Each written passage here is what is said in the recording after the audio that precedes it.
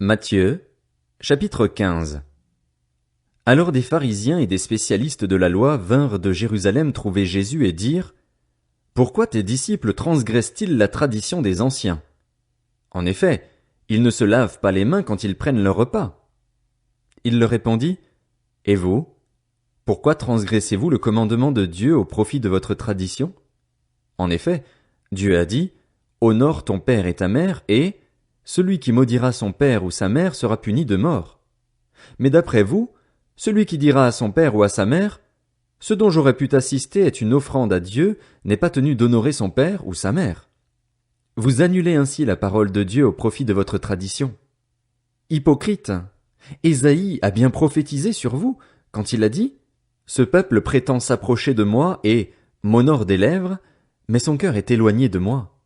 C'est faussement qu'il m'honore en donnant des enseignements qui sont des commandements humains. Jésus appela la foule à lui et dit: Écoutez-moi et comprenez bien. Ce n'est pas ce qui entre dans la bouche qui rend l'homme impur, mais ce qui sort de la bouche. Voilà ce qui rend l'homme impur.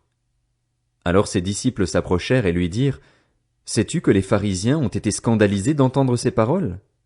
Il répondit: Toute plante que n'a pas plantée mon Père céleste sera déracinée. Laissez-les. Ce sont des aveugles qui conduisent des aveugles. Si un aveugle conduit un aveugle, ils tomberont tous les deux dans un fossé. Pierre prit la parole et lui dit: Explique-nous cette parabole. Jésus dit: Vous aussi, vous êtes encore sans intelligence? Ne comprenez-vous pas encore que tout ce qui entre dans la bouche va dans le ventre, puis est évacué dans les toilettes? Mais ce qui sort de la bouche vient du cœur, et c'est ce qui rend l'homme impur. En effet, c'est du cœur que viennent les mauvaises pensées, les meurtres, les adultères, l'immoralité sexuelle, les vols, les faux témoignages, les calomnies. Voilà ce qui rend l'homme impur. Mais manger sans s'être lavé les mains, cela ne rend pas l'homme impur.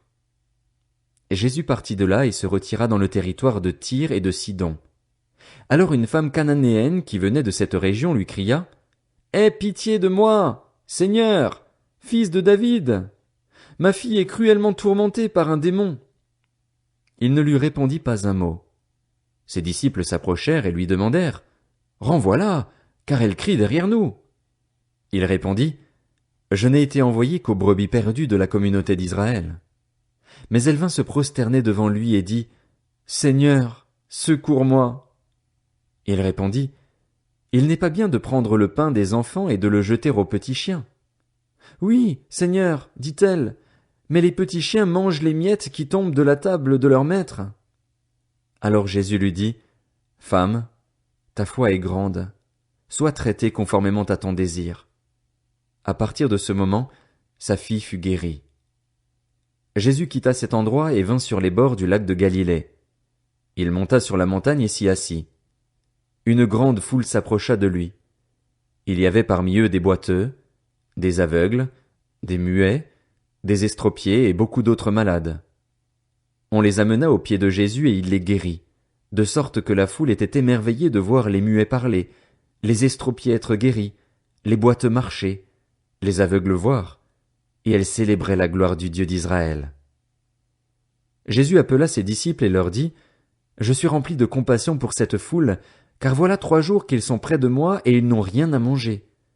Je ne veux pas les renvoyer à jeun, de peur que les forces ne leur manquent en chemin. Les disciples lui dirent: Comment nous procurer dans cet endroit désert assez de pain pour rassasier une si grande foule? Jésus leur demanda: Combien avez-vous de pain? 7, répondirent-ils, et quelques petits poissons.